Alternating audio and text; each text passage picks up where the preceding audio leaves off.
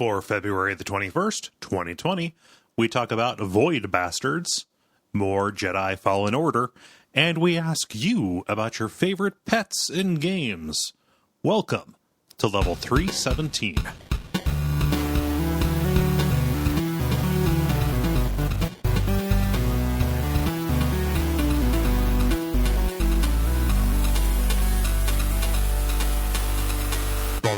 My name is Cole Ross.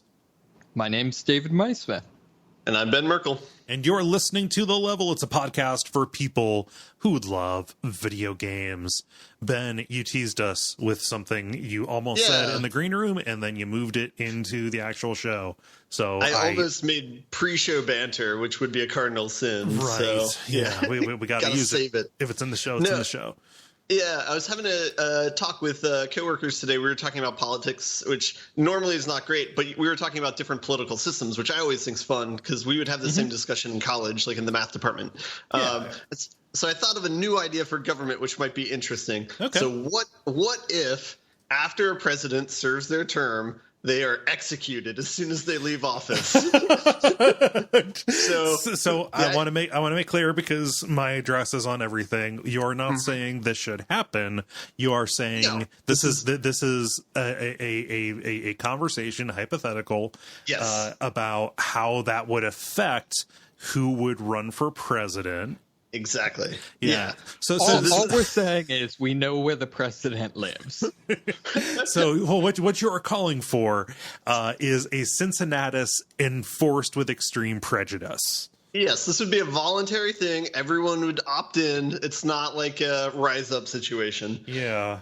But the idea is to make it more of a voluntary position that many people are not incentivized to want to do. Yeah. Like to try and weed out people and make it a very altruistic task of leading the country for 4 to 8 years. So do you worry that somebody who takes that position would have nothing to lose, and so they would act more drastically, let's say? Well, so there'd still be a voting system, so people would still need to vote for this person. Okay. So it could be a crazy person who's going balls out, but they still need to get support of the country. I mean, we've not proven that we are good at spotting that. That's true. Right. To be fair, though, could this have a perverse incentive? Like, I feel like this system would make me more likely to vote Trump. Hypothetically, of course, it feels a little bit like an opposite. Have you heard? This is a thing that comes up sometimes when you're talking about like nuclear weapons or arms control or anti-proliferation, where instead of having the launch codes, in the football, right? Which is the briefcase that the person carries around, the launch codes would be in a capsule embedded in like an aide's chest. Yeah. So in order for the president to launch the nukes, they would have to kill their aide with a knife, dig out the capsule. I like how that's the stipulation. Jigsaw style. It's not surgical at all. Right. Like we got to get it there. You have to kill. Well, you you don't have to have kill much the time. Aide. Right. And basically to kill many people, you have to make it as immediate for the person launching the nukes as possible. And have them kill somebody with their bare hands in order to be able to do it. And like the argument is, well, they might not want to launch the nukes then if they're afraid to kill somebody, which I think is a rebuttal that is also the argument against itself. Yeah. Yeah. Yep. Yeah. See, I So like maybe like the variant of that strategy where the nukes are, the nuke codes are implanted within Randy Couture. Who is Randy Couture? Mixed martial arts champion. Okay. So you have to punch the nukes. You have to kill him. You also have to subdue the mixed martial arts champion. Yeah. That sounds like a very peaceful solution. Yep. So I'm okay with that. No more nukes ever. Yeah. Yeah. So related to this, if you are interested in politics, so this weekend we're doing like a little thing. It's like last minute, like literally I just put up the page today. Weekend for Bernie's. On Saturday I'm going to be doing some streaming. On Sunday Gary's going to be doing some streaming. We're going to be raising money for Bernie Sanders through Act Blue at twitch.tv/Duckfeed.tv. That is cool. Such a dumb name, and I love it. Gary was like, "Hey man, can you name this?" Because like I've been racking my brain trying to think of puns for ducks and Bernie. I said weekend for Bernie's. And people were like, "For Bernie's what?" For Bernie's campaign. Nice. Yeah. So details are at duckfeed.tv/Bernie. I'll be streaming some Frostpunk in the afternoon. In addition to regular Hexcrank stuff in the evening. What are the times you're streaming again? No idea just yet. Okay. Yeah. Cool. Yep. So As a side note, I've been watching some Let's Plays of Frostpunk. Mm-hmm. I did not realize the degree to which, like, the more expansions they release for that game, the more political it gets. I mean, it's pretty, I mean, like, very quick toward the start. Like, when you do the scenario with the failed colony, the reason that colony failed is because of a labor uprising. And I guess I didn't realize that was in the base campaign. I don't know if it was in the base campaign or if it was like one of the first pieces of DLC, like free DLC that they put out. But yeah, like The Last Autumn is also about labor stuff. Pretty much every decision you make in that game is a political decision, though, and a good one as well. Yeah, I mean, like it's pretty ambiguous because the early steps do not necessarily imply the later steps. Like putting out a Night Watch immediately leads to like the New Order fascism. Yeah. You didn't see that coming? all I wanted was for people not to steal our supplies. Yeah, the one that struck me as a little like, wow, that's not necessarily what someone would have intended is that legalizing prostitution innately entails forcing women into prostitution. Yeah. Which, granted, like, that is kind of the argument, but I mean, still, there's like a small difference between like, we're going to make the law be like, hey, we're hands off, and like, right. And then and then immediately you are economically coerced because there is a need. Yeah. It's a real harrowing game. Like I love that game a lot. Just the more I think about it, it is one of my favorite games of like the past 5 years. It's so good. Yeah. Yeah. We're not supposed to be talking about games here. Go ahead. We're not living in the past. We'll save that for, I don't know, not abject suffering. Nope. For WAF. Yeah, for one of those. Yeah. David, what you up to? Not a whole lot. I celebrated Valentine's Day in the most appropriate way there is, hitting people with sticks. Cool. As you do. Uh-huh. Did you hit people with sticks real good? Solid follow-up question. So actually, I've been struggling because we're doing it in this kind of like underpass area in Central Park. Hey, David. Yeah. Are you training to be part of the Foot Clan? I mean, it tends to be more the Warriors than that. Okay. All right. I mostly just asked that question for comedic value. I was not actually making fun of the way you pass your time. I mean, the way you described it under an overpass in Central Park sounded very Shredder to me.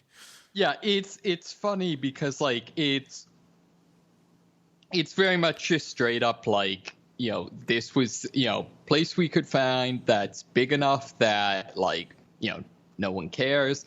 And has cover so that if it snows, rains, or whatever. Yeah. But like all of the like team pictures and like we video the sparring matches so that you can analyze how you did, kind of that sort of thing. Yeah. All end up looking like something from like an 80s some sort of movie. Yeah. It's kind of funny. We also at one of them had a guy that was almost certainly a ex-con kind of scoping the group. Kind of, I don't know. I don't quite understand the logic of like if you're scoping out who's going to be your mark, the people like swinging sticks, probably you could have like just skipped that one. I mean, but, maybe they're looking to intimidate the group. They are watching for the dominant stick fighter so that they can take them out and then co-opt you for their own designs. Yeah, that could be. I mean, videotaping stick fighting under a bridge, like all of this sounds strange, but then not strange for New York. If I saw this, it would just be like, yeah, that makes sense. Oh yeah.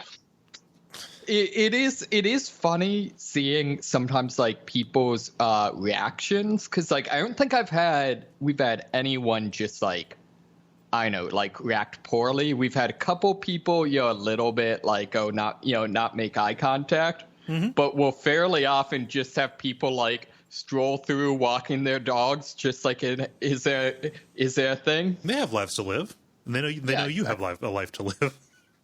Yeah.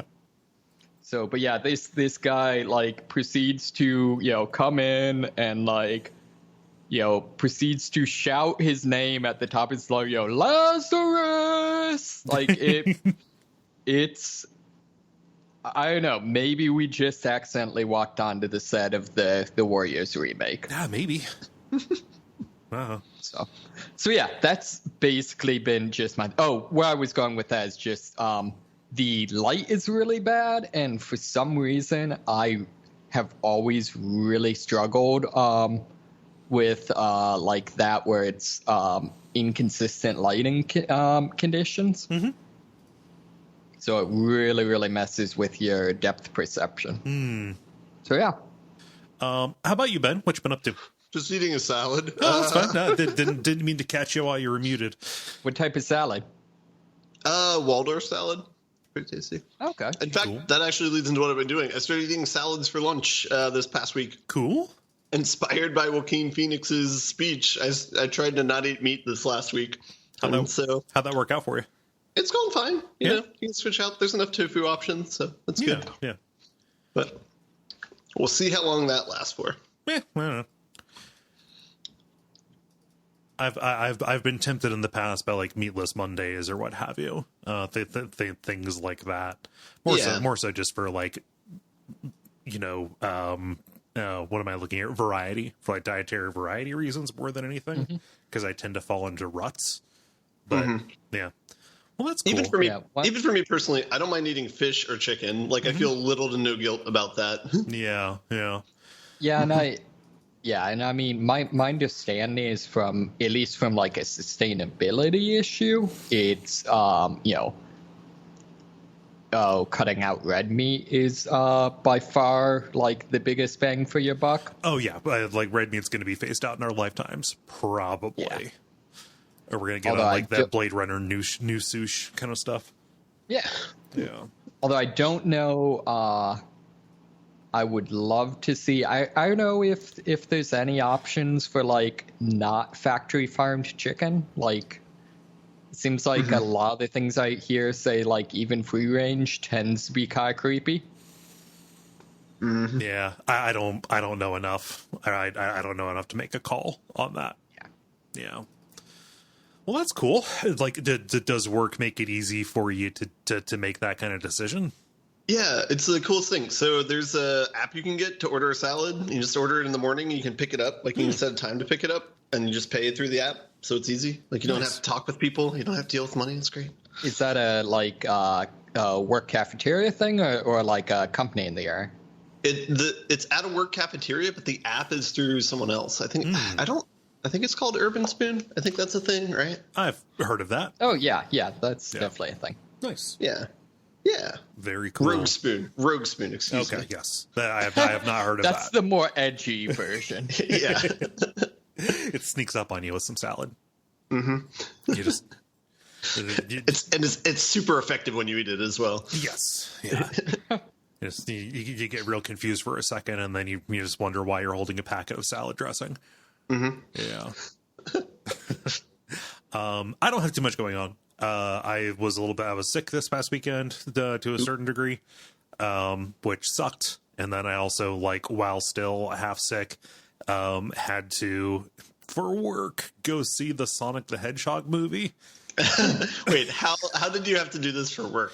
For Adaptation Decay, the show the show we do on Patreon about video game movies and TV shows and stuff.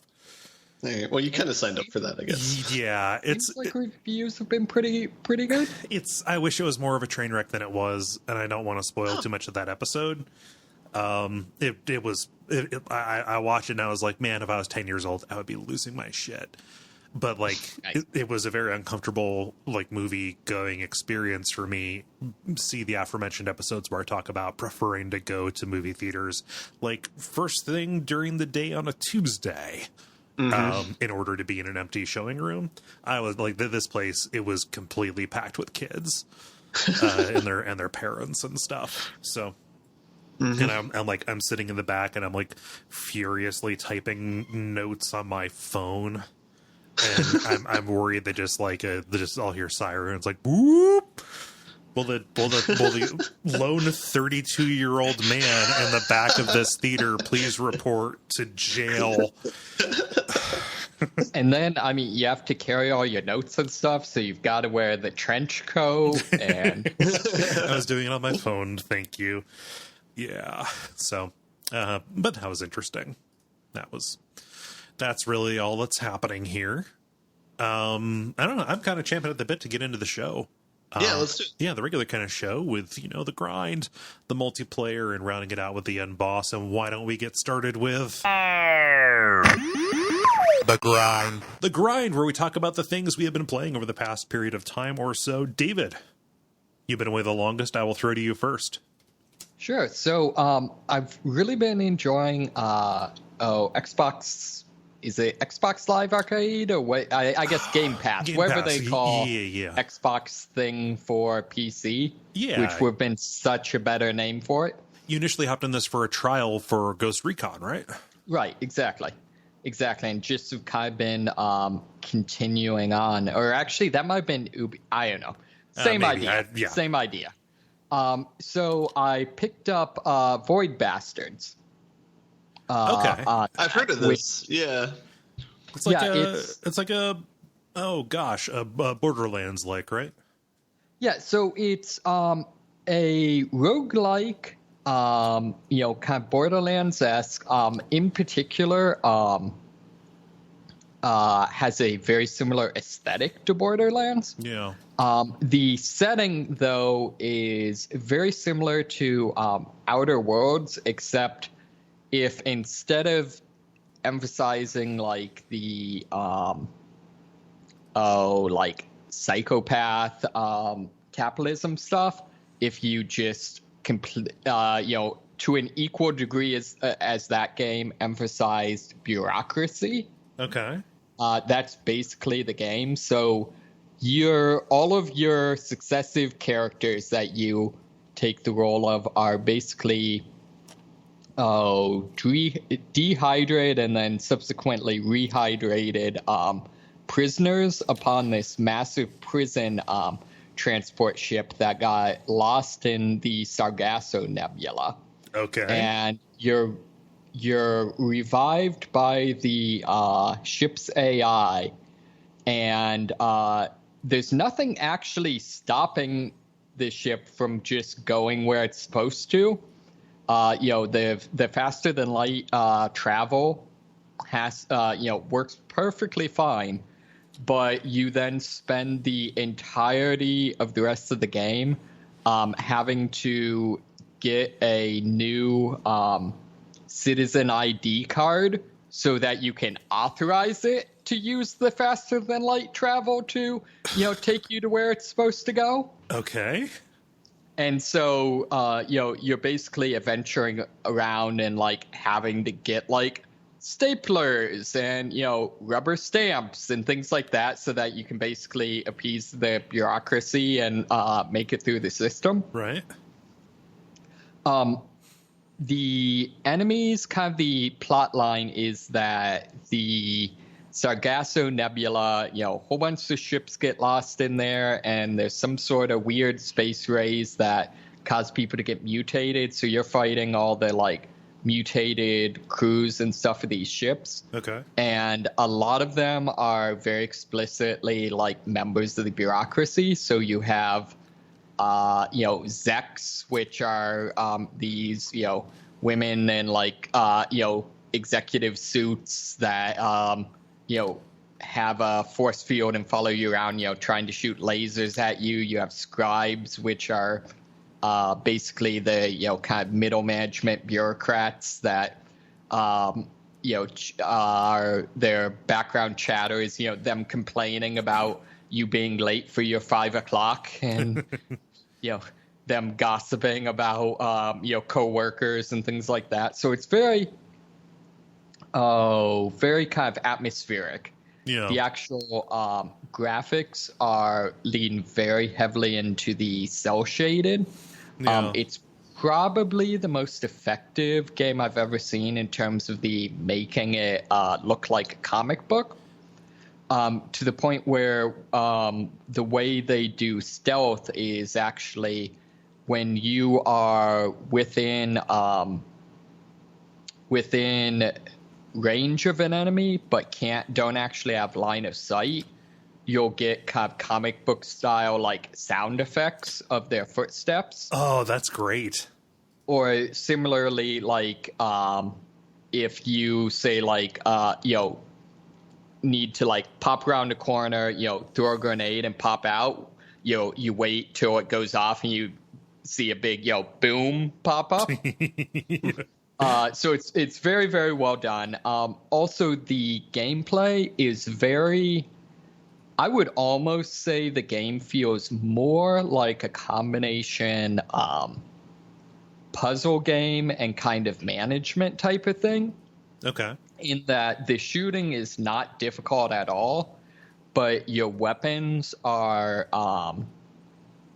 almost all, much more unusual than just for normal first-person shooter. So you have, like, for example, guns that do very slow damage, but it's over time. And don't alert enemies when you hit them. You have there's certain groups of enemies that kind of this swarm of like 10 enemies, so explosives are much more effective to them.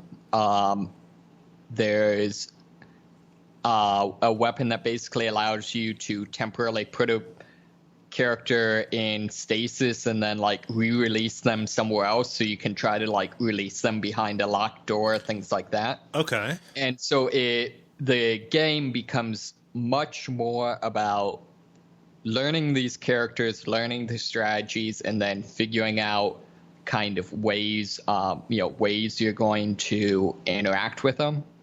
Likewise, there's a whole bunch of environmental obstacles. So like things like open garbage cans that have like shrooms growing in them that'll cause you to start hallucinating. As you do. Yeah, as you do. So the whole game becomes all about this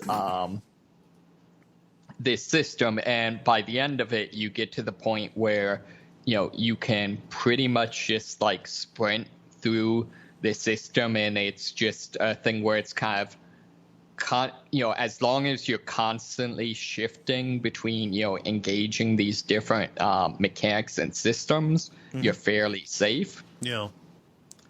So overall, really good. The one downside I would say to it is the ending is kind of crap. It's very thematically appropriate, but just not particularly satisfying.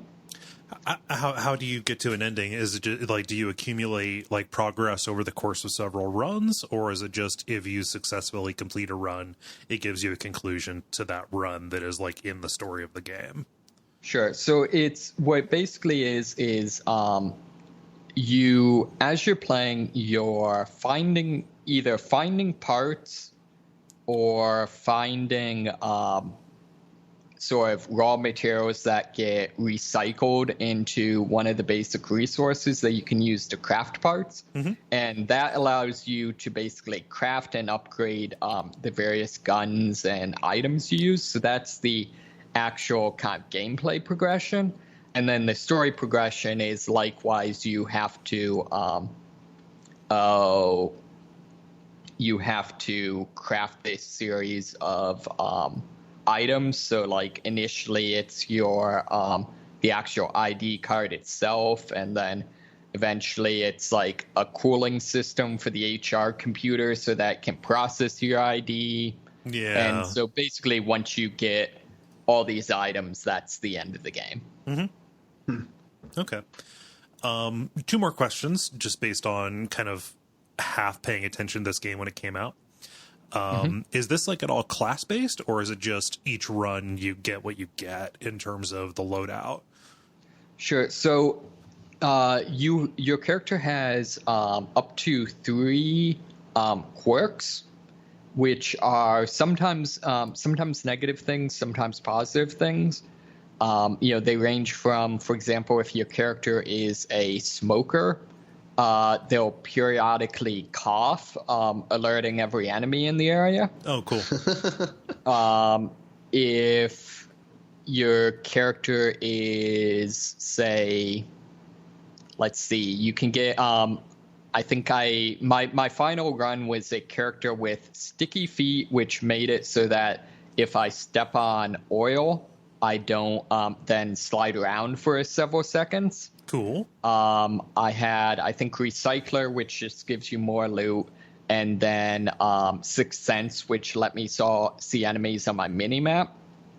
However, there's a lot of much weirder ones. There's ones where one is where you're basically very short, and so you're, in effect, you're always crouched.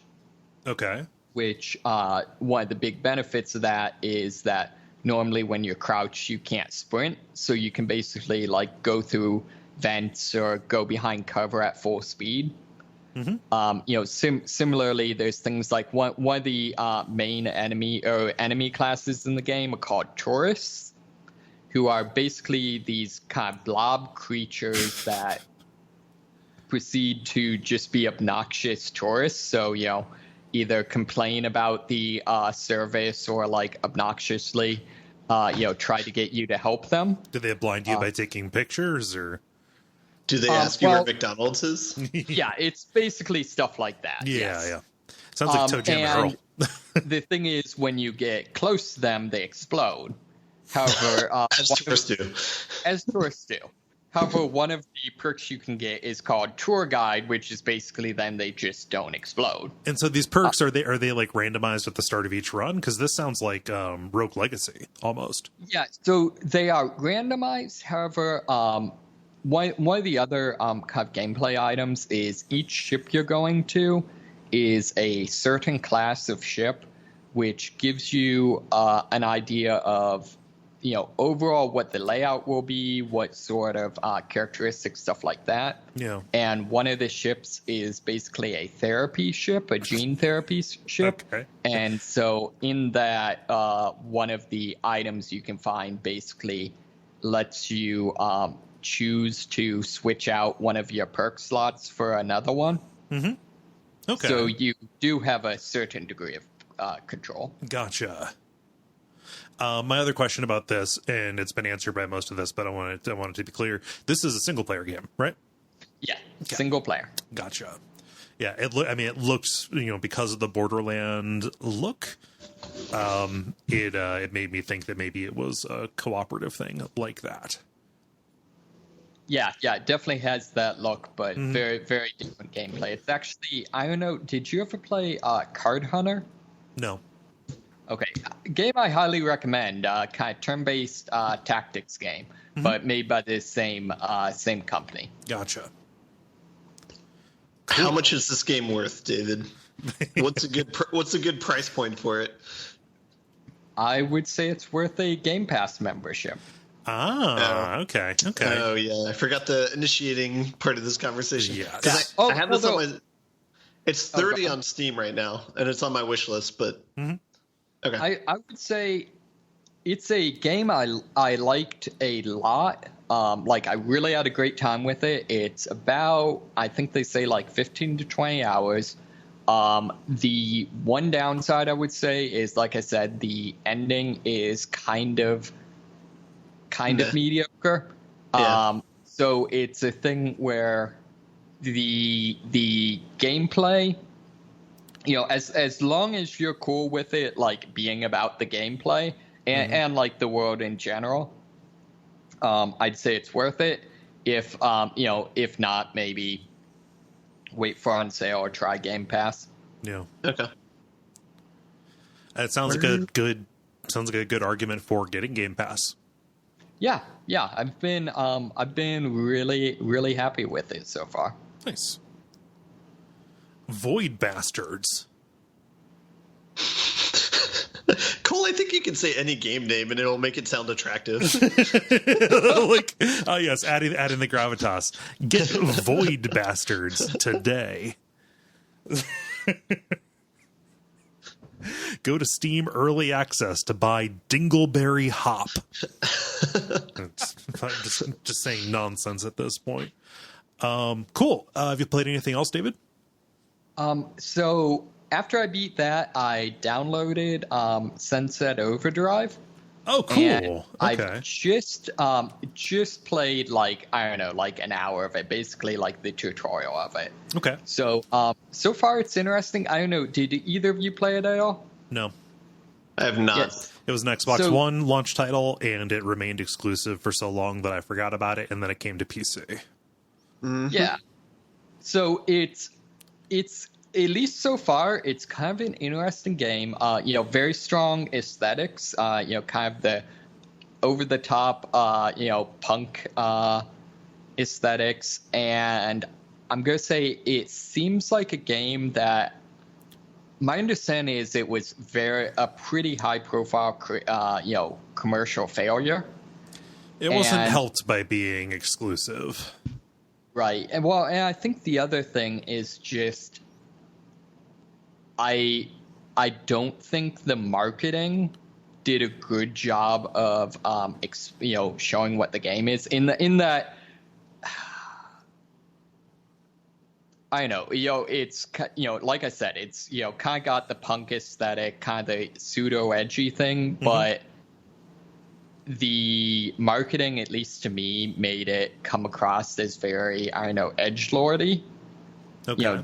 Just kind of, I don't know, just immature, like, that sort of thing. Yeah. And the game itself seems much more kind of self-aware and kind of, having fun with the concept than what it seems like most of the trailers and stuff like that implied. Yeah. Maybe it sounds similar to like Saints Row, where like the veneer of it was different than the gameplay. I don't know. Yeah. Exactly. And I think kind of has some definite elements of that. So I think the biggest thing I'm going to see is it, trades very heavily on its traversal mechanic. It's all about like zipping around, right? Yeah, big focus on grinding and big focus on it has very, very over the top mantling mechanics. So like you can probably mantle like a 1.5 to 2 story tall building. Okay. And what does mantling mean? Basically to like climb over a wall. Okay. Yeah. Okay. And, you do it by sort of like grabbing on and kind of doing a front flip. So you kind of propel yourself like several feet above it. So the end result is, it's kind of got some, I'm doing air quotes, parkour mechanics, but in a very, very floaty, over-the-top manner. Yeah. I think the biggest thing that's going to determine whether it's ultimately a successful game, at least, for me playing it, is the degree to which, like, that actually ends up working long-term. Yeah. Mm-hmm. I don't know about other people, but I know I became retroactively interested in this game after Spider-Man came out. Yeah. What is the relation with Spider-Man? I'm not same developers. Yeah. Oh, same developer. Okay. Yeah. Actually, that makes sense in that, at the very least, there is a very Spider-Man-esque way, sense of movement to this. Yeah. When they did interviews for Spider-Man, they talked about how this game helped them solve like movement problems that they would face in Spider-Man. So yeah. So we all owe Sunset Overdrive a debt. Exactly. Yeah. I mean, it sounded like I was being sarcastic, but I wasn't. No, so that's all I have at this point. I'll probably be talking about it more next week. Cool. Ben, how about you? All right, I got a few things. I'll talk briefly about Slay the Spire because I can't remember if I mentioned this or not. There's a new character in Slay the Spire, the Watcher. Did I talk about this? It's a blind character. I don't know. Their main mechanic is they switch between like modes. They have like states that they operate in. So there's one called Calm, there's one called Fury, and there's one called, I think, Divination or something like that. And each state they do a different degrees of like multipliers for their damage. But it's kind of like a risk reward where like the Fury state, they do double damage, but then they receive double damage. So you have to be very careful about when you do it because if you get in that state and don't get out of it, then you can get hosed by the enemy. Right. So I've played like that a handful of times over the past couple of weeks, ever since I realized there was a fourth class available. I've gotten to the final boss a couple of times, but I've not beaten it. So I've been saddened by that. One of the times, like I had like the best possible deck archetype of one of the archetypes you can have. I did not know how I could improve it, and I still died. Yeah, I haven't been able to find like a high defensive build with any of the strategies. Okay. And so that's like one of. Go ahead. Sorry, is that across the game, or do you mean specifically with this character? Specifically for this class, because other classes you can do high defense pretty easily, I think. Maybe the robot's the one exception, but. I don't know. Anyway, that game still is great, by the way. Like, that game is just a really well-balanced game. Like, I don't know how they tweaked all the enemies as well as they did, because the decks that you can build have such a high variance, and the fact that all the enemies you face are, like, well-balanced. There's no runs that I have. Take that back. There's, like, maybe one run that I've had where I, like, completely host her and never got any damage taken, like, in a single map, But outside of that, like, it's always a struggle no matter which direction your deck takes. So I think that's cool. Yeah. I don't know. I don't have too much to talk about that, though. That's just the new characters available in case anybody listening wasn't aware of that, because I was not aware of that. I wasn't aware that they were continuing to expand that game. Yeah, and that's the other point, too, is I'm not sure. I think the character might still be in beta. I'm not sure if it's, like, fully released or not. Oh, so it might not be on the console builds? I honestly don't know, because it was just there when I opened the game one time, and I was like, oh, and fourth character, whatever. Yeah, so I don't know, whatever. Sweet. I'm glad that they're still developing for it, though. Yeah.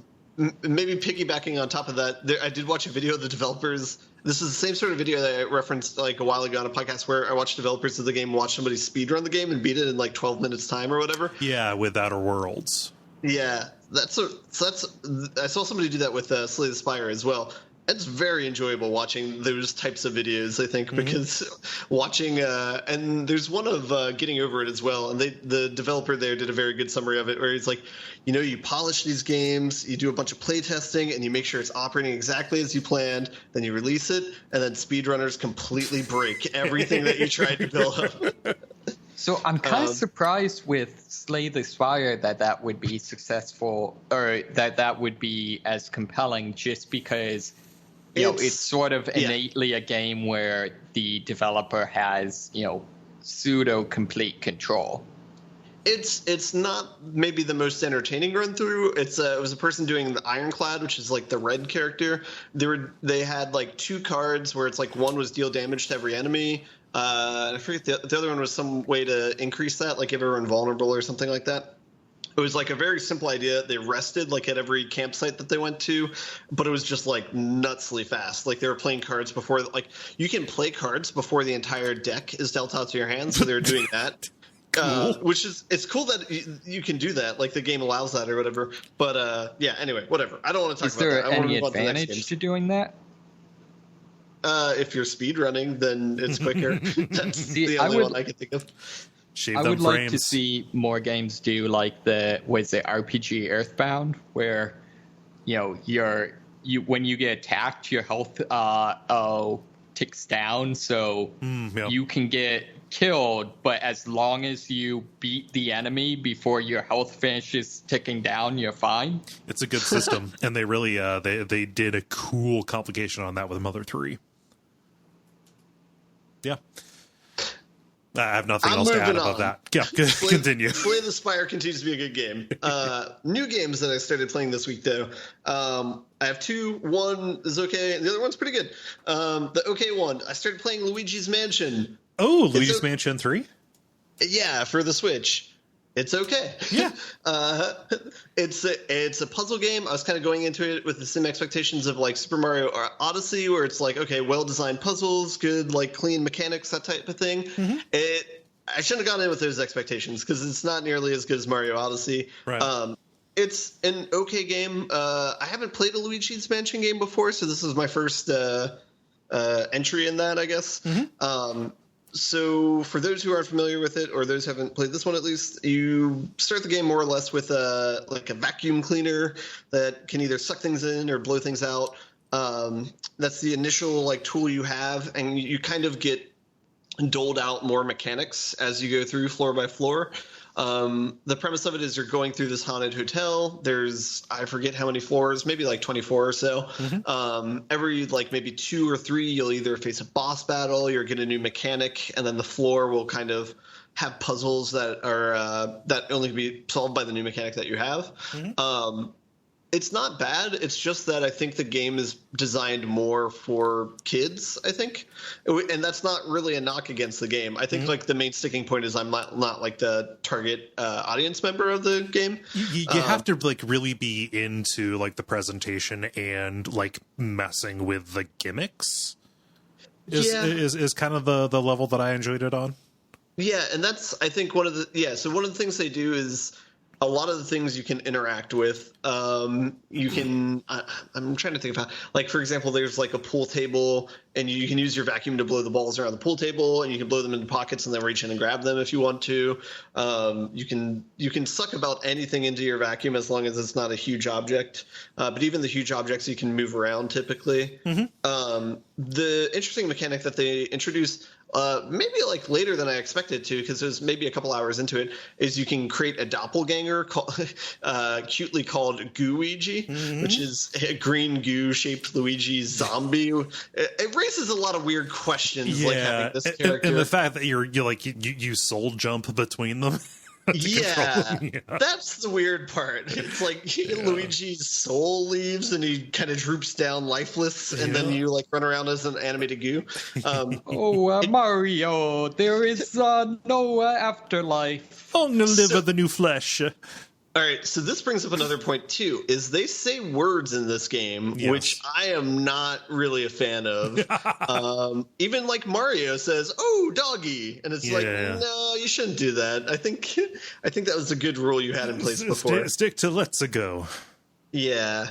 So that was kind of off-putting at first. I guess it's fine now. It's not a huge sticking point, but anyway, whatever. The interesting thing about the doppelganger, though, is they have a cool thing where if you're doing any sort of action, like sucking the vacuum in or blowing the air out or whatever, and you switch while you're doing that action, they will stay in that action. Mm-hmm. And so the idea is you can try and do like multiple things at once. Yeah, just messing with the toggle. Yeah. Yeah. So like it kind of like creates a much larger space of like interactions that you can have, I guess. So anyway, that's all interesting. So that's interesting. I spent like a day playing it. And then I was on call this weekend. I took it over for my friend. So I knew I was going to spend all weekend at home. So I had gotten 2 different games to play over the weekend. Oh, yeah. So I devoted my first day to this one and then switched off of it. The second game I've been playing has been Star Wars Jedi Fallen Order. Ooh. Colons all over the place. This is kind of upon your recommendation, Cole. I think this game is great. I've had a great time with it. I've only played it for a day, but that's the game I'm going to go play after we're done recording. So we've talked about this the past 2 weeks because Cole's been playing it. Yes. I'll just kind of try and lump on things. The world is beautiful in this game. Like the art, the attention, like the what is it? What's the right word? The art and the design of this game is really, really good. It is a Metroid game, as you've mentioned in previous podcasts. The map is really good, as you've mentioned in previous podcasts. But I was just amazed with the scenery, the characters, even though they're very like stereotypical or very archetypical. Is that a good way to describe it? Yeah, there's like the crotchety pilot and the ragtag upstart. Yeah. Like all that's been done before, but this is done well, and it's like not annoying or anything. It's not. Yeah, it doesn't get in the way or anything. They do just enough, so it's good. I'm fine with that. No problem. Yeah. And it's just a weird clash of having like an Uncharted presentation with having gameplay of Dark Souls. Yeah. And so it's kind of I'm fine with it. Like it's not as Dark Souls as I thought it was gonna be. It's so much faster and looser is the thing.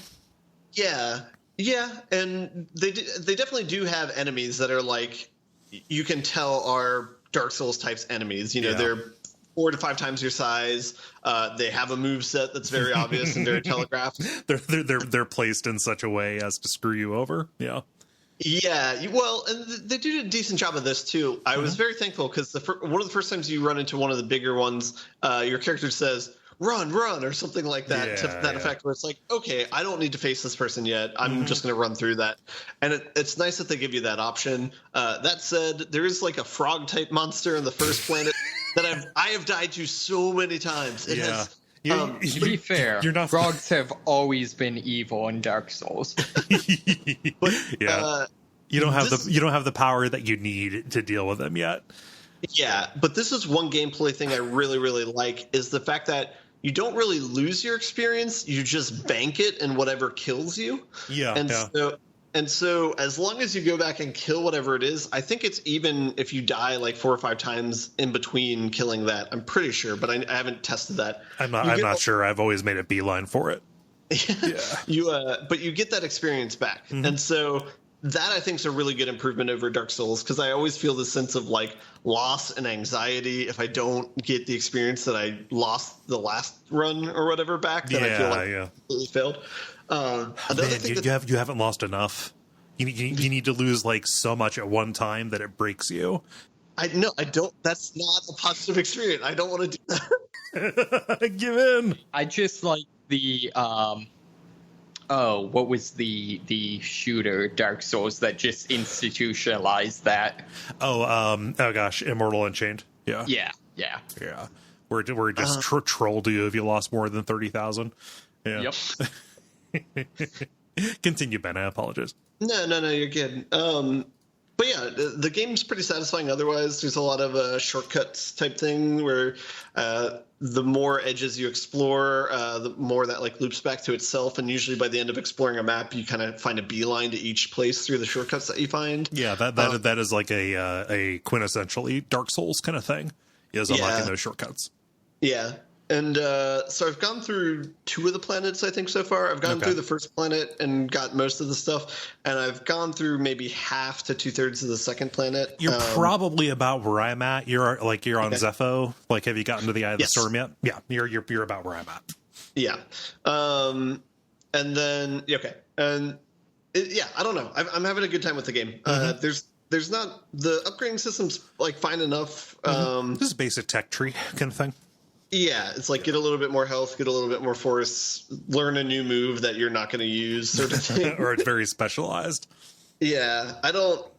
Man, some upgrade systems like that, it's like those just aren't for me. I guess where it's like, oh, this is similar to like God of War upgrades, where it's like, oh, now I can mash these two buttons and I do this move. Like that sounds sweet. It's like I have no idea. Like I have no incentive to do that because I don't know if it's a good or bad thing. Square really works for me, actually. Yeah. Oh, never play Neo. There are some cool upgrades to the lightsaber that I do like that are beyond just like cosmetic or whatever. Yeah, I tried making a couple runs into Dathomir, the kind of like desert planet you can go to get that, and I got rebuked. I got frustrated going for it. So I haven't gone to that planet yet. I think because that's another thing too. The loading screens in this game are beautiful. Yep. It's and they better be, because if you're playing on PlayStation 4, you're going to be looking at them a lot. Ouch. Yeah, loading times are not good. So yeah, the way they do loading, like it's completely seamless. Like if you want to travel from one planet to another, you get on this main ship that you have.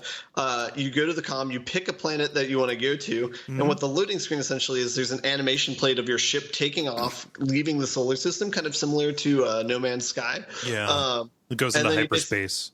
Yeah, exactly. And then you sit down when the planet has been loaded, essentially, and then you land on the planet. Yeah, I guess when I'm talking about the loading screens being long, it's after death, which is a point of friction. Yeah. I have noticed that a little bit, but that's usually fine because I'm usually like anxious if I've gotten to that point. So I need like a good 10 to 15 second de-stressor. Yeah. But yeah, so I think the only part that's not as much for me in this game is the Dark Soul elements of it. Like you will just randomly walk into a room and have to fight this giant animal, and you're like, oh, I don't want to do this right now. Yeah. I want to like kind of progress in the story, and that stuff's fun, Yeah. So that's the only part that doesn't speak to me as much, but I still think I'm still really impressed by the game. And this is an EA game too, which is the other thing that's like I can't really wrap my mind around, where it's like this seems like a well fleshed out game. It doesn't seem like a money grab. It seems like they cared about what they were doing when they made it. Yeah. I mean, Respawn knows what they're doing. Oh shit, I forgot. This is a Respawn game? Yeah, Respawn game, and they have I don't think it was straight up written by Chris Avellone, but I think that Chris Avellone consults on the scripting and stuff. All right, this makes a lot more sense then. Yeah. So, all right. Now I understand. Now it just happened to be published by EA. All right, this makes more sense. I mean, it was published by EA insofar as like EA owns the Star Wars IP. Yeah. And Respawn now too, right? Yes, I think EA has always owned Respawn. I didn't know that. Well, weren't they their own thing when they first started, right? I don't know. They were formed by Infinity War. Nothing is its own thing. All right. But anyway. Respawn was acquired by Electronic Arts on December 1st, 2017. So 3 hours after, 3 hours, like 3 years after they founded. Yeah. Oh, wait. Respawn was founded in 2010. Good God. They were founded by the people who left Infinity War. Yeah. But they had. Yeah. I guess I thought they were founded later. After they were acquired. Yeah. I thought that I didn't realize that they were founded so far before they made the first Titanfall.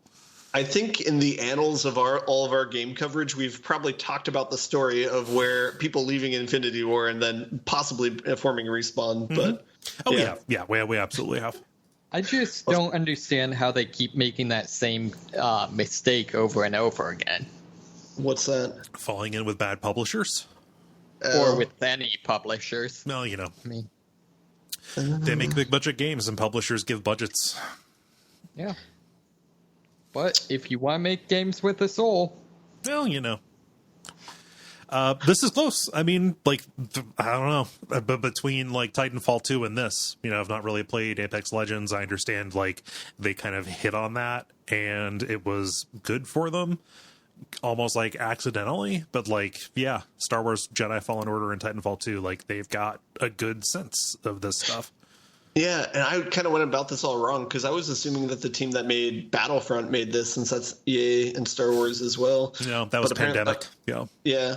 Wait. Was it Pandemic? Can't be No, Pandemic. Pandemic shut down like a decade ago. They made the original Battlefront, so that part's true. The good one. Good God, EA Dice. Yeah, it was Dice. Okay. Okay. Yeah. So it's good to know that those two things are completely separate from one another. I thought maybe it was like they had taken what they had learned from Battlefront to add to this game, but that's not the case. No. Dice is another formerly good studio that sold their soul to a corp, right? Yeah. Ouch. No, it's tough, you know.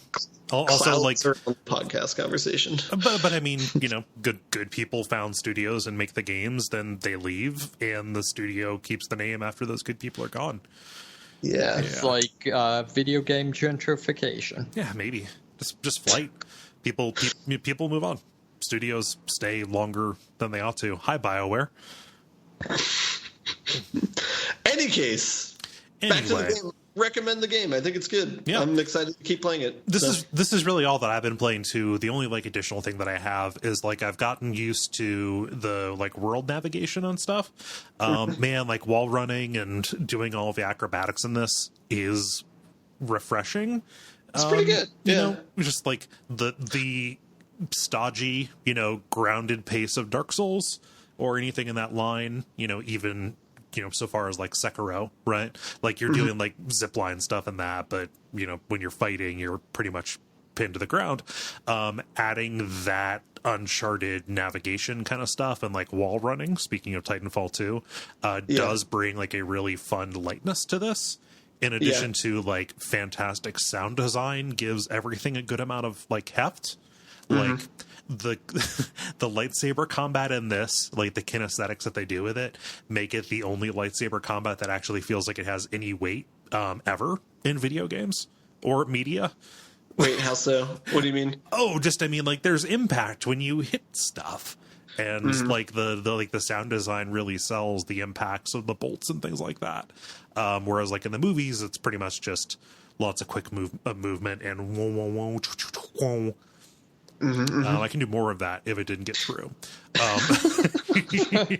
No, but they managed to make everything feel good. Can you play as a non-Jedi in this? Because that's my biggest pet peeve with Star Wars. I don't care about the Jedi. You're playing as like a particular character. He's like a late teens Jedi in hiding who sets about trying. His name is Cal. And he there's an actual story. There's no character creation or anything. Like he is setting about trying to gather up the remnants of the Jedi Order.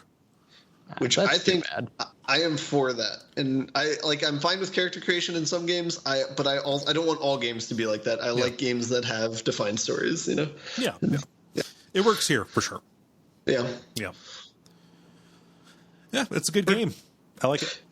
Yeah, and I can't emphasize enough that the game looks really, really beautiful. Like that's something I was very surprised by. It's kind of hard to accept that we are in like the last days of the PlayStation 4 generation. Okay, I thought you were just going to stop there. No, I mean I could, and nobody could argue with me. No, but like you know, we're in the last year or two of this being the current gen system, right? And you look at this and you say like, yeah, like this feels appreciably prettier and more sophisticated than stuff that happened at the beginning. You know, compare like The Last of Us to PlayStation 3 launch titles, right? I think we're about as far into this generation as The Last of Us was into that one. And it's real cool to see, to see them mastering the hardware and stuff and getting as much juice out of it as they can, even with the bad loading screens. I think one thing I've been more conscientious of is like how not great consoles are. This is only like PC Master Race stuff, but how like not great the specs on consoles are compared to PCs, or like where it's like the PlayStation 4 doesn't even have a solid state drive. I don't think, not by default. No, and it's just. Yeah, you can put one in. I think no, like even the PlayStation 4 Pro doesn't come with an SSD. Yeah. So anytime I see a game like this, it just makes me feel really bad for the developers because I'm like, I don't know how many cartwheels you had to go through to make this work on this console. Right. You know, to make it run on like the equivalent of like a super nice PC you could have built in 2012. Yeah, exactly. Yeah. Side note, this is completely off the rails on like PC Master Race stuff. Have any of you played Road Redemption? Road, no. That's like the Road Rash remake. You know, okay, yeah. biker, yeah.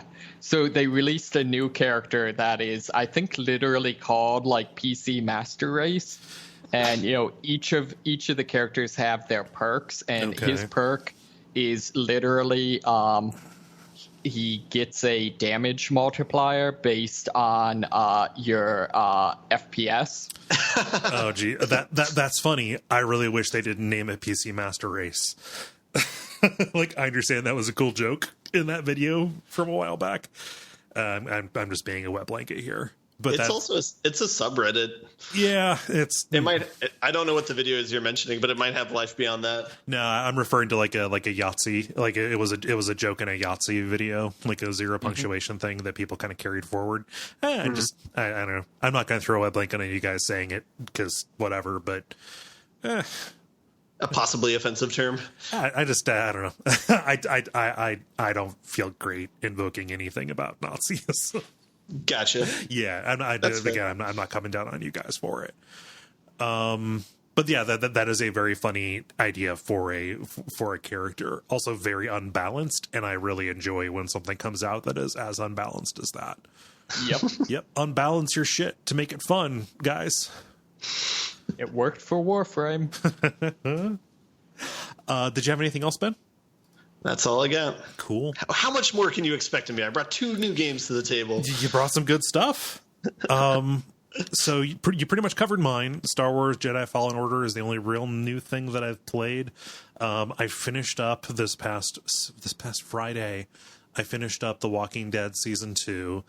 It's real good, you guys. Ooh. I think that it gets better. I was generally pretty positive about it on on my revisit, and hitting it here this time. Like, I think the choice that you have to make at the end of season 2, like the series of choices you end up having to make, is more affecting and more effective than the choice at the end of season 1. In fact, I think there are a lot of ways that season 2 is better than season 1, guys. Whoa. Yeah. That is a controversial statement, maybe. It's good. Guys, I like it. I like The Walking Dead season 2, and I feel goofy for not giving it enough of a chance. But I think that it lived in the shadow of season 1 so much that it could not have possibly succeeded with those high expectations. Yeah, I did not play season 2 because it felt so good about season 1 that I did not think that they could match that quality. So this makes me want to possibly try it out then. It's very good. I have enjoyed it quite a bit. And, I don't know if I'm going to stream season 3 and 4, but I want to play them. How many of these games have they made? I had no idea. Okay, so I thought it was just season 1, season 2, and then they waited forever, made season 3. No, season 3 wasn't called season 3. It's called Walking Dead: New Frontier. But it's the continuation of Clem's story, and then season 4 is the final season. Okay, it's just called the final season. Now they have like Saints and Sinners or some such. Buh? Yeah. That is the video game. That's the VR game based on the TV show. This is I'm talking about the Telltale series of like cinematic adventure games. Okay. Yeah. So they got 4 seasons. Yeah. 4th one came out in 2018, so they're probably done. And since it's called the final season, they're probably done. Telltale went bankrupt and closed down like in the middle of the season, and I think Robert Kirkman, the guy who made The Walking Dead, like came forward with his studio's own money to like finish it. So yeah, it's even more evidence that they're probably not going to make another one. Probably not. But mean, maybe like the characters in the game, maybe the game company will come back from the dead and then create a meta season of it. Yeah. So that's all I've got. Star Wars and Walking Dead. It's a regular Comic-Con up in here. How would you feel if they came back from the dead? I'm still pitching this idea. Okay. They came back from the dead. They make a Walking Dead season where your perspective is you're a zombie and you have to make tough choices about which human you want to eat. Like for maximum sustenance or for maximum chaos? Or are you trying to choose between the two? I mean, that's what you have. Yeah, that's what you have to choose between. You got to make these hard choices. Like I Am Legend style. You found the zombie society. Yeah. Spoiler. I mean, it's a really old book and story. Multiplayer. Now it is time for the multiplayer, where we ask you a question and then you answer it. Wow. We demand it. I was the one who asked the question on Facebook of the nice people here, so I will read it. Take care. This week's question is about virtual pets, monsters, and animals. What game's virtual pet made you care about its well-being? This could be a game about raising a pet, a mini game, or even a keychain toy like the Tamagotchi. Yeah, and I'll get us started here with Greg, who says, I want to care about things like virtual pets and animals and mini games, but I tend to always forget about them and then feel guilty that they die, even in a virtual death, so I just never even bother. I don't need that guilt in my life. You monster. No, I don't mean that. Come back. Oh, yeah, it's a strategy. It's better than getting the goldfish in Mass Effect and forgetting it, and then it's dead. Is that actually a thing? Yeah, Mass Effect 2, you can get a goldfish for your captain's quarters, and you have to feed it, or else it goes croak. Yeah, because we can, literally violate the laws of physics, but we can't create a robot that'll just feed your fish. Hey, fish gotta eat. Man, it's weird. I've got a robot that feeds my cat. Huh. Let's see here. David, what does Lindsay say? Lindsay says, the earliest game animal I cared about was Yoshi. I did my best to keep him through all the levels you could have him in Mario World. Except for the one where you have to sacrifice Yoshi to get to the exit. Yeah, I always felt like it somewhat bothers me when I see the Mario Maker levels that just all built around that. Yep. Oh man, this machine kills Yoshis. And then Lindsay also shares a delightful gif of dancing Yoshis from, I believe, the Paper Mario series. God, that was a good looking game. Ben, what does Christopher say? Chris says, I couldn't even tell you how many times I reloaded the game to keep dog meat from being killed in Fallout and Fallout 2. Yep. Fallout 3 is mysteriously missing. Chris? Is he in Fallout 3? Yeah, I know he's a recruitable companion you can get in Fallout 3. Okay. Yeah. Which one was Fallout 3? DC. Oh, DC. I'm sorry. That was the first modern one, right? The one made in 2008, yeah. Okay. The first 3D, first-person shooter one. Where you could slow motion kill people. Yes. Yeah. And then in Fallout 4, they realized, we could just make him immortal. Yeah. Nobody wants to have the dog die. Let's see here. This is coming back around to me. So Allie writes, most recently, the mini-pet Pokemon-esque battles in World of Warcraft. If non-combat minis could be affected, Mini Aurene in all her variations in Guild Wars 2, that little dragon is my virtual baby. Oh, it took me a second. I saw GW2 and I thought Gears of War 2.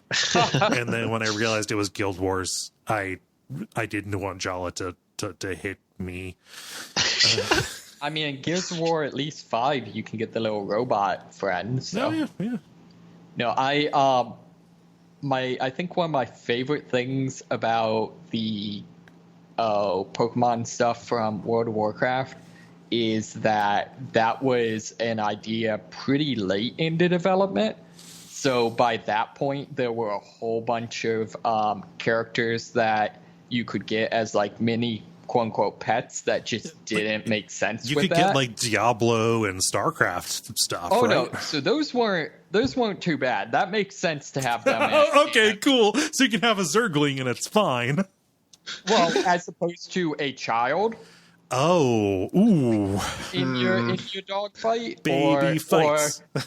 Or on the other hand, where the matchup against the Zergling could be a helium balloon. That's really dumb. No, they added that in what, like Mist of Pandaria? So it was like 4 or 5 expansions in, right? Yeah. I think maybe Wrath of the Lich King was, but it was one of those. Yeah. Really far in. Huh. Let's see. David, what does Ollie say? Ollie says, in Prince of Persia on the PC, there's a little mouse that helps you, sent by the princess. I was always so worried something bad would happen to that little guy. And you can't trust Jordan McNamara to take care of that. Hey, Jordan, what happened to the dog in Last Express, Jordan? Sorry. Anyway. It just always bothered me in games, just the whole plot armor thing and a bunch of these things, like the Dark Souls series, where, the non-combat NPCs apparently are just wandering around the world with no consequences. Well, I don't know. I don't know. Always bothered me. They don't die unless you kill them or you fail to protect them. You have to be there, though. Yeah. You have to be there for them to die. Yes. Wow. In a way, it's cruel. Guaranteed tragedy, yeah.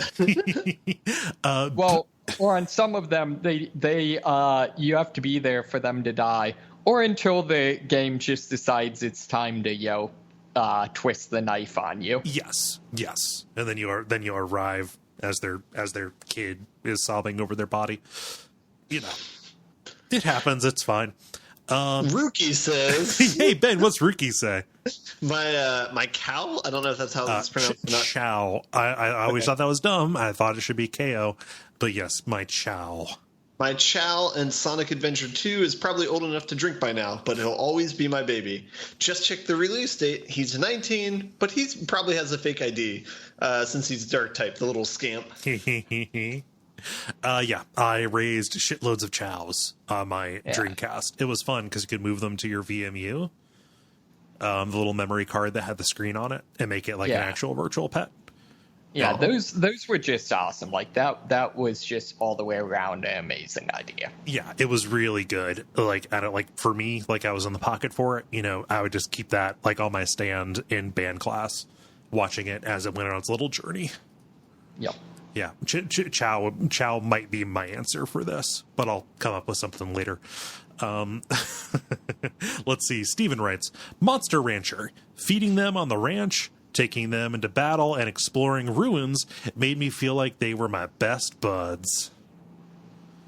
Well, yeah, and also each monster is your favorite song by your favorite band. Yep. Yeah. I mean, if you're playing early enough ones, then when you spawn them by putting in music. Yeah. I have nothing to add on top of that. Hey, David, what's Casey say? He says, I spent hundreds of hours in my tween years farming neopoints for my... let's see how many of these I can still pronounce. Shoru, Zafara, and Loop? I always said Loop. Neopets, feeding them something besides free omelets, soup, or jello. Getting them the coolest paintbrushes, by which, of course, he means striped, because that was the best paintbrush. Oh, Rainbow Man, come on. And even sending them to luxury hotels to be taken care of while I was going to be away from the internet. Yeah, man, Neopets was the thing. Rushing home from school every day to like refresh the page for when the shop respawned. So maybe you could buy one of those eggs that had mystery stuff inside. Yep. Yeah. Good stuff.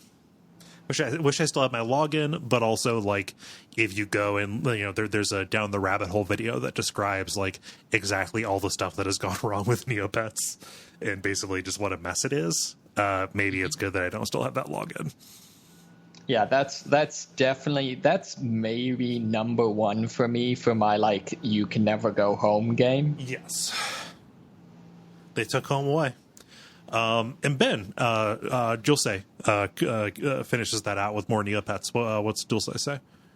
Dulce says, Neopets. I remember being very young and setting up an account because I needed a way to convince my dad to let me go online. He hates the internet.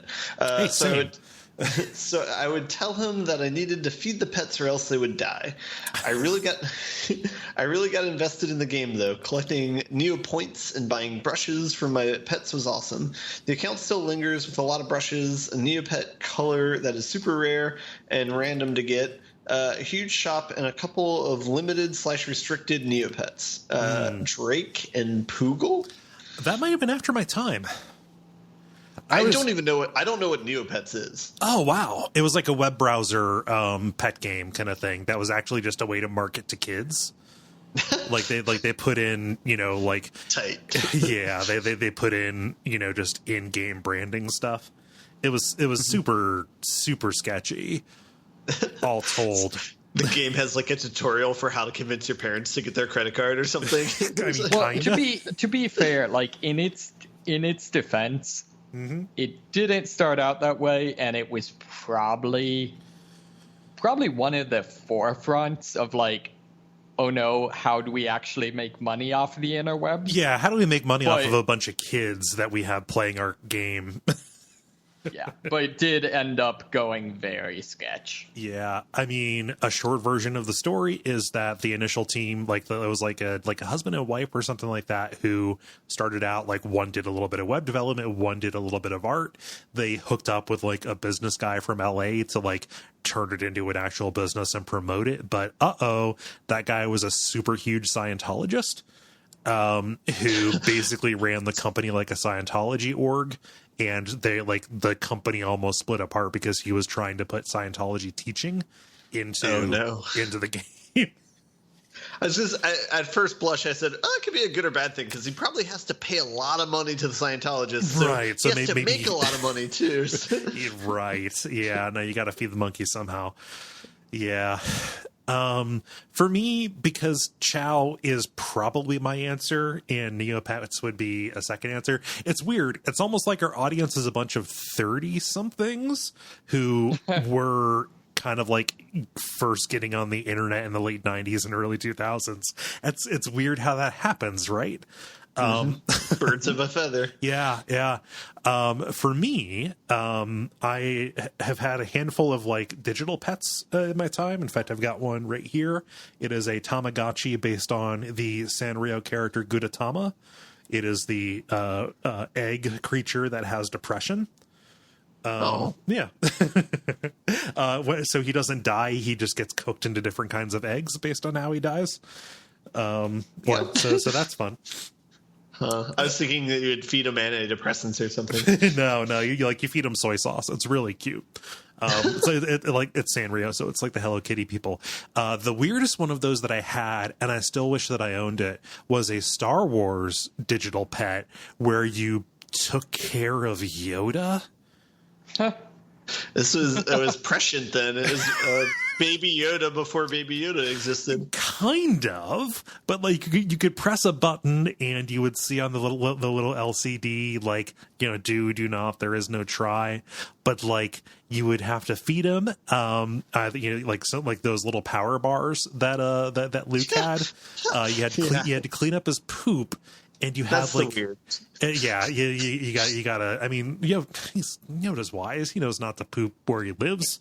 But he's 800 years old, so like this is more getting into like elderly care than it is like pet care. Yeah, then it wraps around to being depressing again. And then you did little mini games, so like it was basically like a little like 3-card Monty kind of thing. Like you used the force to try and guess like which cup had something under it. And also like there was a button mashing thing to raise to like force lift different stuff. And the most difficult one was to raise the X-Wing out of the swamp. Oh, that's awesome. Yeah. So it was a thoroughly strange product that I had no idea what I was doing. Am I training to be a Jedi? Am I trying to make sure Yoda doesn't die? Yeah, is Yoda okay? Or what's going on here? Yeah, if you failed, you would come back and he was a Force ghost. So, well, I mean, why do you think he died in, what was it, the second movie? Or third? Third? Yeah, third. So, I know you said Force ghost, but I heard horse ghost. We have no idea what kind of creature he is, so the biology is, I mean, jury's still out. He might become a horse ghost, then a Force ghost. So that's my answer. I raised a Yoda. David, how about you? So in terms of Tamagotchi type things, I had a Digimon. Ooh, yeah, love those. So yeah, that was kind of my thing. Those were a huge fad at our school for a while. And they were confiscating those things left and right. Right. And I think, I know to a certain degree that those were a thing, in general, although I'm not sure to what degree, them becoming that big of a deal was kind of local to us. I don't know. It was definitely a huge thing at our middle school. I have talked to other people who remember them, and apparently those things are really rare and you can get some good money for them. I don't know if that implies that they are beloved, or if that implies that they didn't make enough of them. And so people who found out about Digimon through the anime, this predated the anime in America by a good amount of time. Right. So I don't know if it was a thing for other people. Yeah, I do not know. Other than that, I feel like the easy one for this would have to go with my Palico in Monster Hunter. That's a good one. Feed him delicious food. He is a better person than I am. Yeah, by virtue of being a cat man? Oh, just by virtue of being much braver than my character is. Yes. I understand. Yeah, Palicos. Ben, how about you? I'm going to spoil Shadow of the Colossus, so if you don't want to listen to that, skip ahead. But Aggro, I think, was the closest I ever came to a virtual pet. Yeah. At the end of the game, when he falls off of a bridge, I genuinely felt sadness. And but he doesn't die. Yeah, he limps back later. Yeah. I don't know. I mean, yeah. if Wander was a humane man, he would put the horse down. Yeah, I was going to say, he was a demon baby at that point. Okay, so yeah, he had very little power over the situation. Right. But, so if that princess or his sister or whatever had any sense, she would put him down. No, he just had a slight limp. I think it was something where the game developers didn't want to go all the way because they felt how much sadness. Make it as dark as possible. Yeah. Yeah. So they're just we'll hand wave it and say that he just limps back. Yeah. After that really 1,000-foot fall. Yeah. It still really bothers me when games will do the you'll blatantly take out someone on horseback, but the horse is just magically all right. I remember, what was it, Assassin's Creed 2, you can, there's a chase where you're blasting a horse with a mini artillery piece, and they'll just kind of get up and run off. Flanks of steel. I was gonna say, you probably like Red Dead Redemption then, because they are they stick close to reality. More dead horses than demon souls. I love the fact that you can shoot your own horse in that game, and they're like, "Yep, we'll allow that." Yeah. Now you're falling off. Yeah, well, you'd be an idiot to do it, but we're gonna let you. Well, I've heard the argument that was actually the primary reason that that basically cowboys carried revolvers was if you fall off your horse and get caught and are being dragged, there's that's the kill switch. Wow. Very grim. I am now sad about dead horses. It's a miracle you made me sad about dead horses. Whatever. Red Dead Redemption, you kill so many horses, you don't have any feeling about it anymore. Yeah, you feel nothing. I do feel a little weird about reading the fact that, at least in the first game, sacrificing your horse was by far the like preferred way to complete the achievement for hunting a bear. Wait, what's that achievement?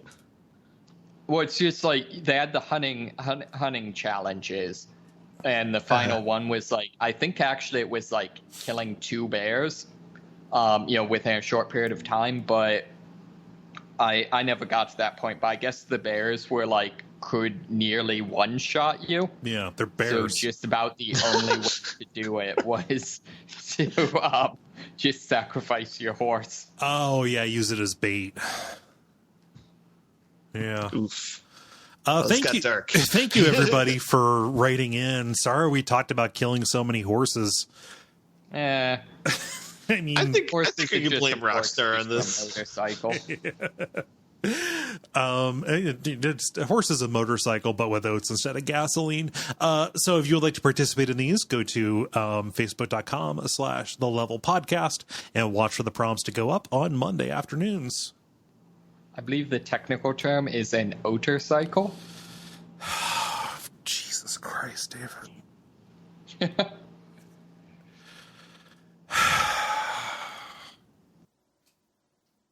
I dropped him, Ben. Let's add him back on. He'll laugh. Let's see here. Sorry, you know what you did. You kind of turned staticky there for a second. The end, boss. Now it is time for the end boss, where we talk about things that are happening in the world of video games that it's exciting to us. I'm going to do one here real quick because a game that I really enjoy, that I've talked about in the past, called House Flipper, is coming to consoles this month. Not the Switch, unfortunately. This would be an amazing game on Switch. But yeah, they're bringing the 2018 game House Flipper, which is a sim game where you either take on jobs to do like renovations, or you buy a derelict property and refinish it to sell it. And it is all done in first person with really awkward controls and stuff. Going to be on consoles now, which means that more people can play this really weird and relaxing game. I have no idea if they're going to include the Garden Flipper or Apocalypse Flipper. I have no idea. I've not played the Apocalypse Flipper one. The Garden Flipper one's cool. Like you're doing like landscaping and stuff. Oh man, yeah. I hadn't heard of these DLCs. I'm going to look these up. And apparently they're like working on one that is like HGTV branded. I have no idea what that's going to add. And also I've been waiting for this. They're going to be putting out a VR update for it. So you can do House Flipper in VR, which means that the joke from The Simpsons, where you can neglect your yard work by going into the yard work simulator, is entirely possible. On its way, yeah. It is within our grasp. So I would love if they made one of these that actually taught you to a certain degree how to do some of this stuff. It shows you some stuff step by step. Like it runs you step by step through like how to install a sink and stuff. But, that's pretty good. But other stuff happens like magically. Yeah. Sure. Press B to put up drywall. Yes. Yeah. Man. I effing hate drywall. Yeah, drywall's a pain. It's Wow. not Sorry, I struck a nerve. No, drywall just sucks. Well, no, it's just like I don't know. I would argue it's just emblematic of like throwaway culture of like, rather than, make a building that'll last, hundreds of years, we can make a cheap building that'll, last until you get the smallest amount of water on it. No, yeah, but it's also easy to replace and take down and stuff. I don't know, I'm not here to advocate for drywall. I don't have a drywall opinion. Yeah, I said I was complaining about drywall because it's a pain to hang, but yeah, drywall, sheetrock, any of those. Man, wood paneling needs to come back. I miss wood paneling. You got a house, man. You can do it. I can be the change I want to see in the world. Yeah. Ben, what's going on with that Goose game? Yeah, so this is kind of a happy news story. Untitled Goose Game got a Game of the Year for DICE Awards. One aspect I really liked of the story is they added a link they tweeted out a picture that said, well, this is weird, that had like a Wikipedia article of all the awards that DICE has given over the past like 25 years or so. Yeah. It's a pretty monumental list, starting with GoldenEye in '97 and going up to God of War last year. Yeah, there's a lot of heavy hitters on it. And Goose Game gets there.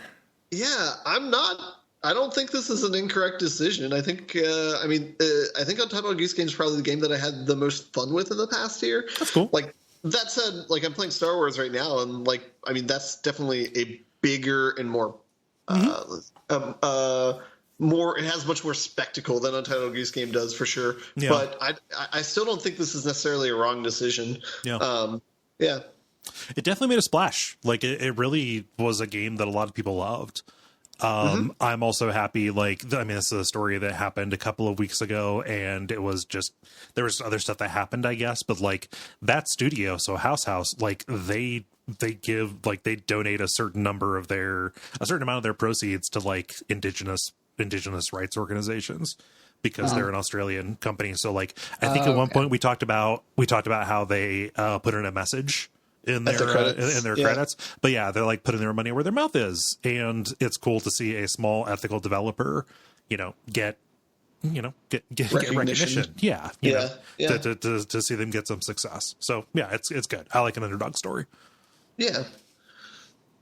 And it's interesting too. It kind of raises the question. It feels like there should be 2 awards at the end of the year, where it's like, what's the best game period, and what's the best game in terms of the scale of the company. You know what I mean? Because it feels like those are 2 different awards. Yeah, but then you get into like what qualifies as indie, because, like, I don't know.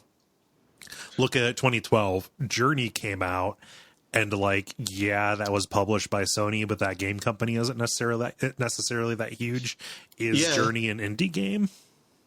Well, I'm not trying to draw the line at indie versus non-indie. I'm just trying to say, like, the scale of resources. Period, yeah, best game per developers that they have, type thing. Yeah, because so last year God of War won for DICE Awards, but if we were doing it by scale of the company, I think Subnautica has a real shot at being the better game of the year. Frostpunk, man, come on. Oh, how did God of War win? That was a game a lot of people liked. It's a good game. Yeah. I'm not saying it's not a good game, but I feel like compared to, in particular, Subnautica and Frostpunk, I feel like those were pretty handily better games. Yeah. But is it like... they're very different and very hard to compare, I think, between God of War and Subnautica. Yeah, it's apples and oranges, but also it's mass market versus relatively niche, Like, everything that I see here on the DICE list, this is not a value judgment, is pretty mass market, Yeah. So, I mean, I'd be cool with you making that value judgment, but... Well, mass market stuff can be fun, and niche stuff can be fun. It's, like, not necessarily a line that you draw where the good stuff is always and only on one side. Yeah, looking at the list, there's only a few kind of like so-so ones. The one I'm looking at is 2014 Dragon Age Inquisition. It's like, man, a better game didn't come out that year. That's like a real Son of a Woman kind of thing, where they didn't give BioWare, like, they didn't give Dragon Age 2 the award like they should have. I will die on that hill, you heathens. What year did it come out, though? That came out in 2011 against Skyrim. So, okay. Yeah, no, it's like a Lifetime Achievement Award giving it to Dragon Age Inquisition when they were much better games. Skyrim didn't win, did it? Skyrim did win. Yeah. Oh, that's such a shitty game. But it was huge. It was huge at the time. Like, again, this doesn't make it a good game. Yeah. It's not my favorite game, but I don't think it's a bad pick for game of the year given the impact. It's hard, for a lot of these, it is hard not to call the winner important. Yeah. At least in terms of, like, yeah, it's just weird. Like, you get into any kind of award like this. We need to move. Yeah, I would say it is definitely, Skyrim is important in a very similar way to McDonald's is important. Yeah. I guess the only objection I have over it is Witness should have got over Overwatch in 2016, but that is my hill that I'll die on. Yeah. That's a tough one. Yeah, no, because it's tough. Like, every year is a good year for games. Yeah. David, what's going on with The Division? So this is a real short one, which is just the Division is releasing Division 2 specifically is releasing an expansion where they're back to New York, and it's going to be FIDI district, which means potentially I'll be able to find my apartment. Ooh, FIDI, so finance and what? Financial district. Okay, yeah. Yeah. Sorry, so it's like ATM machine, FIDI, financial district. Yep. Financial district. Yep. Yes. So yeah, that'll be interesting because like there's actually like the southern downtown Manhattan is like financial district. That's Chinatown, Lower Italy, Brooklyn Bridge. Like there's 9/11 Memorial. There's a ton of interesting areas I could see them doing stuff with. So I think that could actually be a pretty fun setting. I would be really curious if they do anything in that setting with the Freedom Tower. That seems like it would not go over well. Yeah, that's a tough one. Also, I'm interested to see how games handle it overall, just because I don't know. I guess maybe it's just with the fact that like arguably 9/11 was the defining like moment of our generation. Yep. And consequently, a lot of media like that around there shortly before is where like the timeline diverges. Yes. And so there's a bunch of games where it's even games that like it's not explicit that it doesn't, it didn't happen. It's ambiguous, like what, how that should be. Yeah. Like pretty much anything other than Deus Ex. Which it was just an accident, but they rolled with it. Yep. Yeah. Yeah. So Dead Horses, 9/11. Sorry, yeah. I'm just listing up the bummers. So you're saying Rockstar needs to make a 9/11 game? You said it, not me. But they're doing like gameplay overhauls, not just putting in the financial district. Is there like a headline feature they're putting in?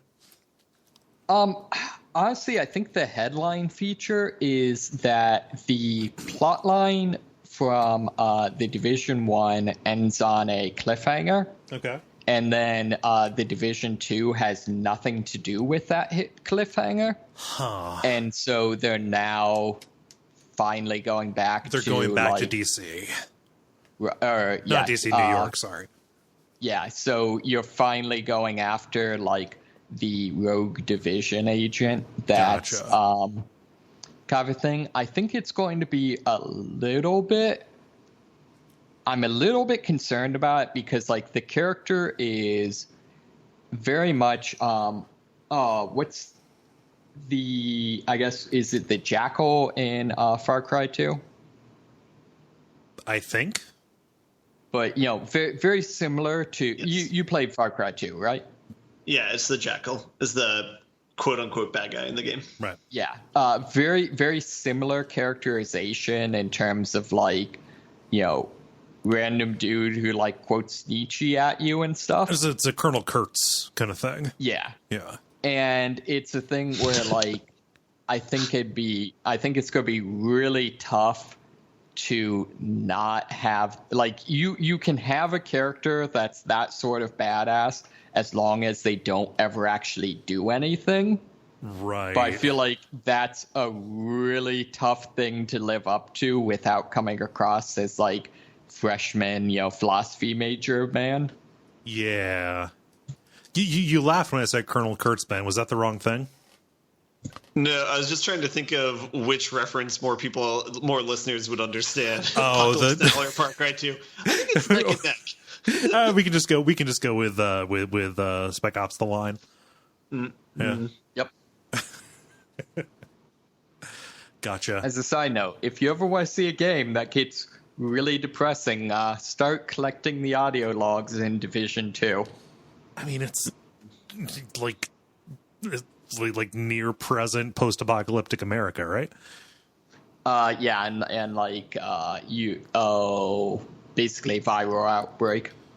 I'm going to move us on from that because that gets too close to like actual worries of mine. Yeah. Did a real tour de force this week, guys. Yeah. Ooh, a ray of sunshine. So this is like the downer group of the combination of hosts, I guess. Oh, it's fine. I'm having fun. We can laugh while being down. Sure. Yeah. I mean, David shared a really fun picture of a dog just completely crashed out on a couch from his work. That's good.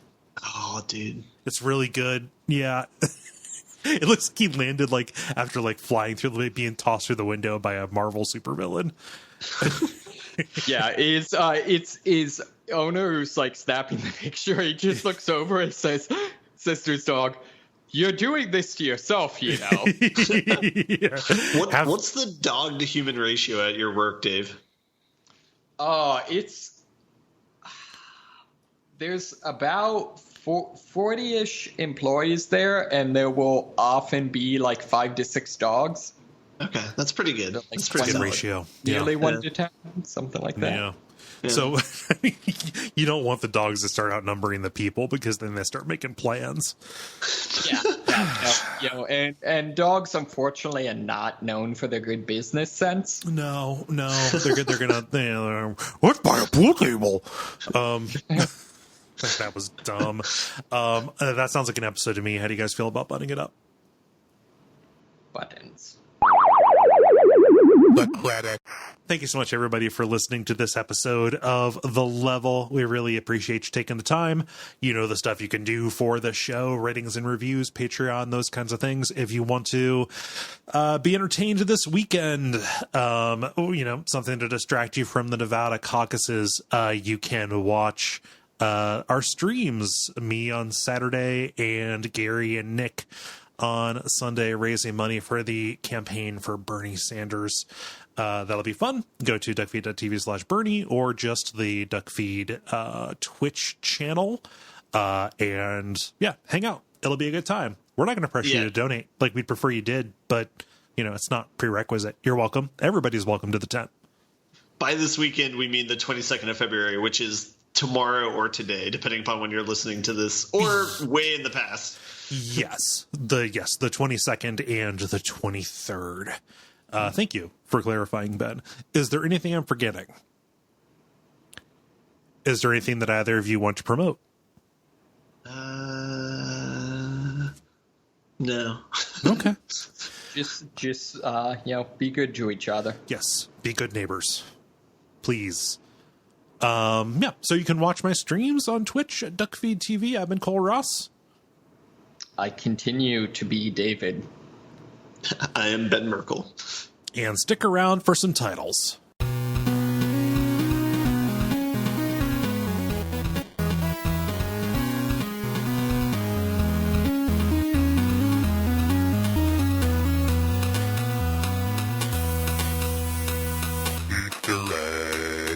Okay, who has titles? I have 2. Okay. I have Cincinnatus, with extreme prejudice. And I have This Machine Kills Yoshis. I also have This Machine Kills Yoshis. Ben, what you got? I have 2. They both have exclamation points. One of them is, "They're bears." And then the other one is, "Lazarus." What's that from? It's the dude who was yelling at David's meetup. Oh, shit. Yeah. That's really good. I have something you said, Ben. Colons all over the place when talking about the Star Wars game. I like that out of context. Yes, out of context is very good. Then I also have This Machine Kills Yoshis. Is there any reason why we should not go with the votes for This Machine Kills Yoshis? Nope. Ben? Nope. Okie doke. So completely randomly, did you ever see that Guthrie actually wrote a anti-Trump song? Woody Guthrie? Yep. Wait, what? He was staying in. He lived in one of Trump Sr.'s apartment buildings. Really? And this was when Trump Sr. was really, really big into, what is it called, like redlining? Yeah, no, he was doing shitty real estate stuff in Queens at that time. Right. Yeah. And so basically, Guthrie wrote a song, basically protest him. I think there are some like recordings maybe of him singing it, but like it's never published, but there is definitely songs of that. I Ain't Got No Home / Old Man Trump there we go. I Ain't Got No Home / Old Man Trump. Huh. Yep. Man, just like, I need to find a good biography of Woody Guthrie because I really admire that man. Yeah, he's a really interesting, just really interesting guy. And just, I kind of like the fact that like the whole this machine kills Nazis, like Kills fascists. Was it fascist? I like the fact that that's become like the big slogan for like across the board, punk movement stuff like that. Oh, but he did it out of patriotism.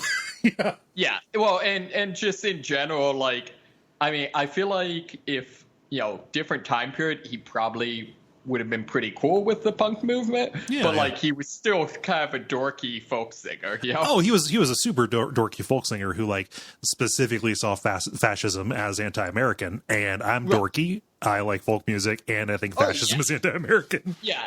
No, I love that, like that. I don't know, like intergenerational whatever. Yeah. Hey, it's about the content, not the style. Exactly. Yeah. Cool, guys. Hope you guys have a good week. I've got to go and sleep because I've got a dentist appointment. What's up, Ben?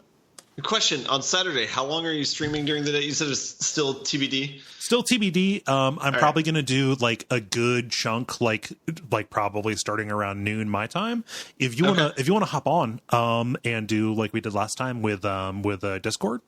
I'd be super happy to have you on, or if there's like if you want to work out a time to hop on and do some streaming for it, well, I can set you to host and all that. You can be part of the festivities if you want.